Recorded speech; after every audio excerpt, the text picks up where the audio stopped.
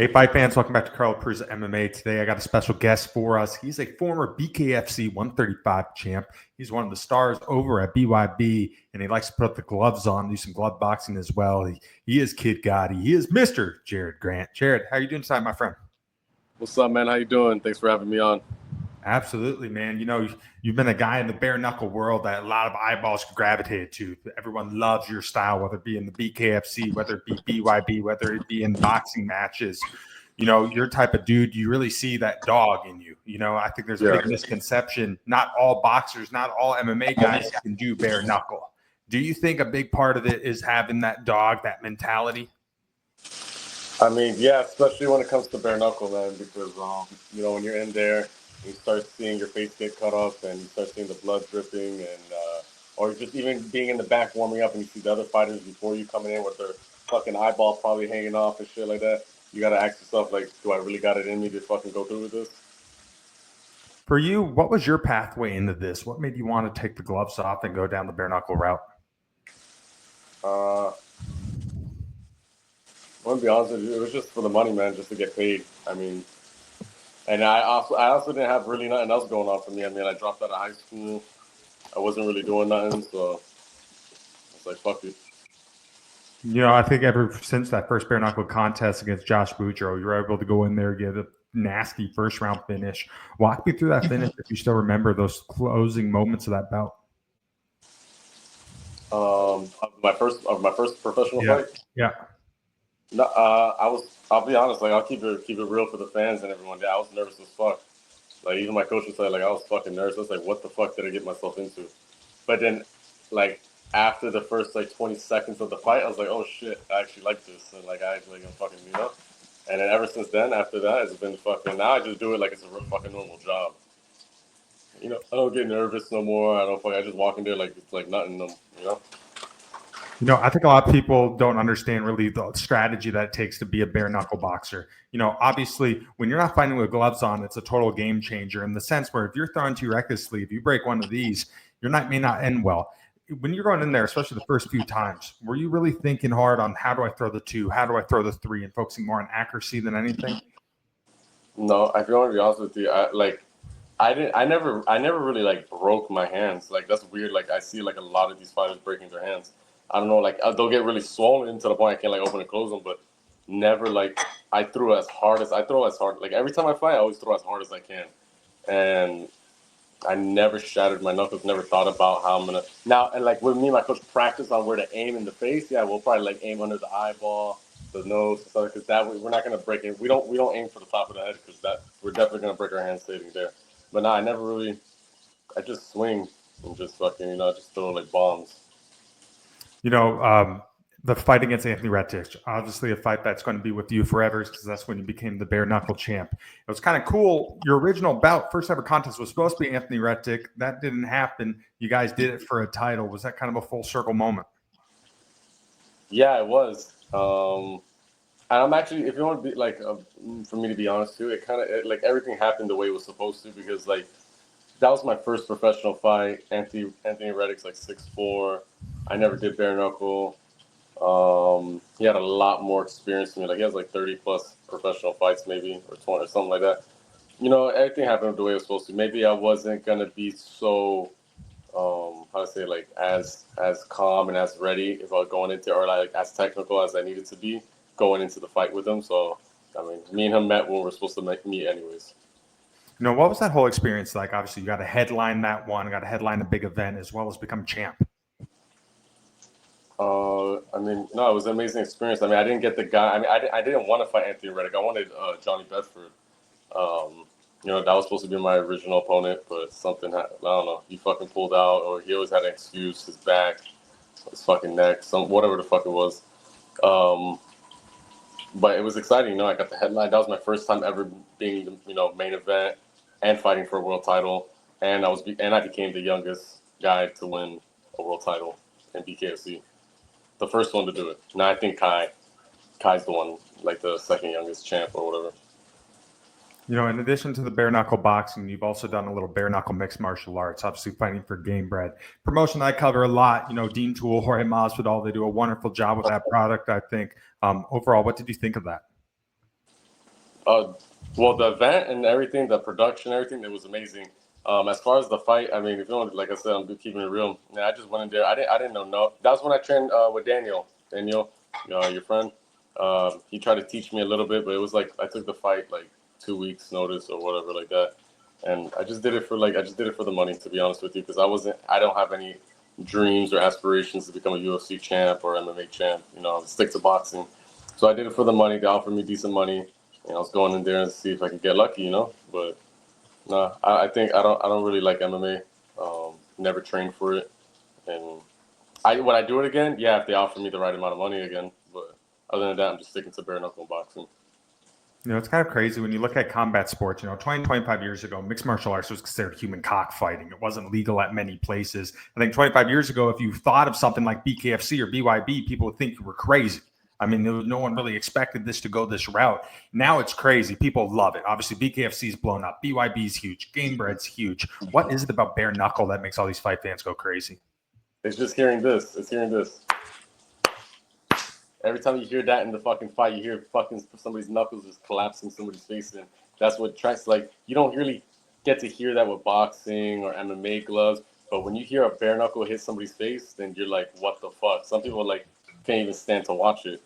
So that's what attracts them the most. It's like bare knuckle. Like, that's like the purest form of combat, In this day and age of combat sports, you really see an entertainment and personality-driven era. There's a lot of guys who put on personas. They talk a lot of crap because they know they're trying to sell tickets. They're being people they're not. Yeah. How do you think personality has dictated this whole world of combat sports? I think I think nobody's really their own person, if you want to be honest with you. Like, a lot of these fighters are corny as fuck. Like, everyone tries to imitate either Floyd. Oh, you're the number one fucking Conor McGregor. Everyone wants to fucking imitate him. Nobody has their own personality. That's the thing. So, like, maybe to everyone else, like, it's like, oh, this, but it's like, it's really corny. It's saturated. You don't see nobody with their own personality. You can literally pick out 90% of these fighters and be like, he's trying to act like him. He's trying to act like him. He's trying to act like him. So it's not. I can't really say much about it because everyone tries to act like somebody, but like somebody they're not. You're a type of guy, you're very naturally charismatic. You're not putting on a show. What you see is what you get with you. Is that something you take a lot of pride in? Yeah, like sometimes I'm fucking funny as fuck and I'm fucking acting crazy and this and that. And sometimes I'm just chill as fuck, You never know what you're going to get with me. I don't sit there and go like, okay, I got to pretend to be this guy and pretend to be this guy. Nah, I am who I am. So sometimes you're going to get the chill Jared. Sometimes you're going to get the crazy motherfucker, it depends on my mood. I think a byproduct of this whole entertainment-driven combat sports scene is what we call the casual fans. These guys are usually drunk. They like to yell, twist them, and the you-know-what. They talk all this stuff. Overall, what do you think of this type of fan? Like the casual fans, I guess you need them in a way, so get more views. But I mean, don't take their opinions to heart. They're just there to fucking have fun and drink and just talk shit that they think they know about. But casual fans with the casual fans, they're there to fill up arenas and they're just there for a good time. So we kind of need them in a way because they're extra eyes, extra views. It is what it is. I think when the casual fans look at this, they look at the big names. They look at the McGregors, the Floyd Mayweathers, the Mike Perrys, and they see the fame, the spotlight, and they're like, wow, this must be amazing to be a fighter. Little do they know, man, it's like sacrifices like no other. The money's not great right away when you first get into this stuff. You're working 9 to 5 jobs, most guys. Some guys have kids. Some guy has a wife. You have to pay to train, stay up late, miss birthdays, Thanksgivings, anniversaries, all this stuff just to chase the dream and provide for your family. You've been doing this for a while. What's made you keep kicking through it? I guess just that little bit of hope that, I do end up like making fucking millions of dollars. It's just that little bit of hope, just like, can I be one of them? And I'm not going to, it's like, I'm on the verge of like, where it's like, I already seen it all. I won the world title. And let me tell you something. I didn't get no fucking $1 million in my bank account. I didn't get a fucking Lamborghini, this and that. Yeah, I got the status of becoming a world champion, but that didn't really do fucking much for me besides, I mean, it didn't make me a millionaire. It didn't fucking, but it gave me this, but at the same time, it gave me the status where it's like, okay, Jared's a world champion. Now they're offering me a little bit more money for my fights. I'm not getting paid, average money now, like from when I started. But other than that, man, it's just that little bit of hope of like, what if, You know, the what if I just keep going? Because if I stop, then I'm definitely not gonna fucking make it to where I want to make it. You know, so that's all it really is. It's just going to like until you. A lot of fighters know when it's the end of the road. You know, right now it's not the end of the road for me, so I'm just gonna keep going and just hopefully, you know, I make it. I make it while I'm making those millions of dollars or even a couple $100,000. You know, that's a lot of fighters. For you, what's the ultimate goal? Get a couple $100,000 in my bank account and then fucking leave fighting, and just go fucking live life. That's really what I want to do. Like I don't give a fuck about winning 20 world titles and this and that. Which I have. I mean, I have some fight news to drop, but I can't drop it yet. But you know, I guess you guys could take the hint. You know, for BYB. But yeah, I just want a couple $100,000 in my bank account and go fucking move to a nice ass house, live life, have fun, and not fucking. Because fighting drains you. So you know, it fucking drains. It's fun as fuck. You know, when you're on TV, you're fighting, you're getting attacked. People ask to do it. That's just not a lot what people think it's to be. Like, you know, a lot of people say, "Oh, I want to be a fighter. I want to do this. I want to do that." Nah, they really don't know if they really want to be a fighter if you're actually doing it. Because you would be surprised. A lot of these fighters don't want to fucking fight no more. You know, you mentioned BYB, a promotion that's really catching a lot of guys off storm. I mean, they're doing a great job. One thing I think is really unique about the promotion is the triangle ring that you fight in. It's a little smaller than the BKFC one. How does that dynamic dictate a fight? Well, one, it forces you to fight because it's smaller. Two, it's more like a boxing ring, right? So because the ropes in BKFC, the ropes are like metal, like it's just hard, it doesn't move, doesn't it? Now you have the feeling of it being a boxing ring with the ropes, and it's triangle, so you have corners where you could cut your opponent off and trap them in each corner around the ring. So basically, it just forces you have to fight. You have to fight. You know, it's not like BKFC where you could run around in a circle and get away from your opponent. No, you're gonna fight in that small triangle. There's no running. You know, I think another thing that the triangle promotes is a lot of dirty boxing. You see a lot of guys do that in BYB. Is that something you've added to your arsenal since you've joined them? Yeah, if you go look at my BKFC fights versus my BYB, my two BYB fights, like you'll see that I'm actually using more dirty boxing in the triangle. Like I think the first time I actually used it was in BYB because I never did the clinch or anything because I always stuck to boxing. But for some reason, I don't know, like I don't know if it's because I'm more comfortable now or just because of the simple fact it's the triangle and just different. I started using the dirty box more of the clinch and using and all that stuff. So yeah, it does promote a lot of that stuff. You know, coming off of a huge win, third round victory over Joshua Oxendine, we got to see some good break dancing after that one. Overall, were you satisfied with that finish? Yeah, I taking. I think I take my time too much. I think, and I mean, which is I think is okay now because in BKFC is 2-minute rounds and this one's 3-minute rounds, and world title fights is 6 3-minute rounds. So I think I have a little bit more room to like take my time. But one thing I'm starting to train on is picking up the pace. You know, I didn't like the way I was too slow to start with. I probably got Oxendine out of there in the first round if I wanted to, but I just kept taking my time and letting him pick me apart with his jab. Do you think BYB is an avenue where you can really become one of the faces of the organization if you haven't already? Yeah, I think I'm already becoming the one of the big faces of BYB. You know, especially like I think I'm becoming more charismatic and animated with BYB than I was with BKFC. I don't know what it is. I can't really explain it. Or maybe it's just I'm just more comfortable. But I feel like I'm being more of myself with BYB. You know, so I think people are really gonna like just me breakdancing in the ring, me always making jokes, laughing, like just having fun inside the ring. I mean, I think a lot of people are gonna like that. I do have a lot of fans. I get a lot of DMs of fans saying that they admire, like they love watching me fight, and I make it exciting. That's what I really try to do. I'm always trying to get the knockout and make it exciting. You know, you mentioned that you had some fight news that we're going to hear about a little later on, but title shot, is that something you'd want? All I can say is that I have a fight announcement to drop soon. So whenever you want to have me again on your podcast and stuff, then I'll drop that news. You know, in addition to doing the BYB stuff, you've also been doing some boxing stuff, some glove boxing stuff. Yeah. What's that transition like? Obviously, when you're doing bare knuckle, you're focusing a lot more on accuracy. When you put the gloves on, you can kind of let it swing a little more recklessly. What is that transition like? No, I mean, I fight the same way I fight in boxing with bare knuckles. It's just, and with boxing, I really don't give a fuck now because, like, I already been hit with bare knuckles. So, like, you're not going to do nothing to me with gloves. You know, there's nothing. Like, I literally, like, have no fear. Like, I'll probably, if you want to say if I'm nervous, I'll probably be more nervous in a bare knuckle fight than I am in a boxing fight now. Because, like, I already got hit with bare knuckle. Like, what are you going to do to me with gloves? That's the type of mentality I have, you know? You know, you're a guy that stays really active. Do you like that? Do you feel that lets you sustain and carry that momentum into the next one?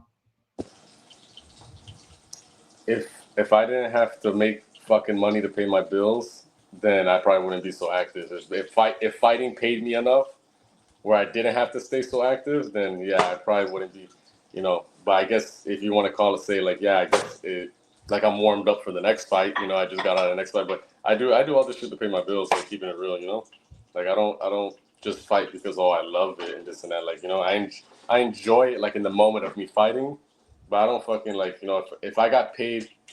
Fucking, if somebody paid me to stop fighting right now where I could pay all my bills and never have to fight again, then I do it, you know? So I don't do it because I fucking love it or this and that. I just do it because it pays my bills, you know? And that's why I've been doing this shit for 9 years, 10 years now. What do you want people to remember you for? What do I want people to remember you for? A fighter that never gave a fuck and never turned down a fight. Yeah, like that. Because a lot of these fighters fucking turn down fights. Oh, he's too big, he's too tough. The only thing I could say if I ever like passed on a fight, it will be because I knew I'm not fucking in shape to take the fight, and it just doesn't make any sense because I'm gonna go into a fight not in shape. No, when you fight me, I want you to fight me at my best. So if you beat me, it's because you were the better man, and I'm gonna give you a fucking fight, you know. But I never turn down fights. I don't care. I don't care what's the record, how tall he is, this and that. I mean, I think I proved that already. Like the fights I've taken already, you know. I think it was like after I won my world title in BKFC, I took a fight with Reggie fucking like 2 months later, you know? Like I didn't get these fighters will fucking wait a whole year to defend their title. You know? I just go in there, I just don't give a fuck. I mean, that's you could say it's the downfall of me too, because I don't give myself time to rest and I feel tired. So but like I said, if you're asking me what I want to be remembered by, it's just a nigga that didn't give a fuck. You know, I took any fight. You know, following the contest with Reggie, you also took on Jarod. You know, guy who's a household name, guys hold the title, guys who did big things in the UFC. Obviously, it didn't go your way, but what were the takeaways from that performance? No, I don't fight at 125. I mean, I'm like 149 right now.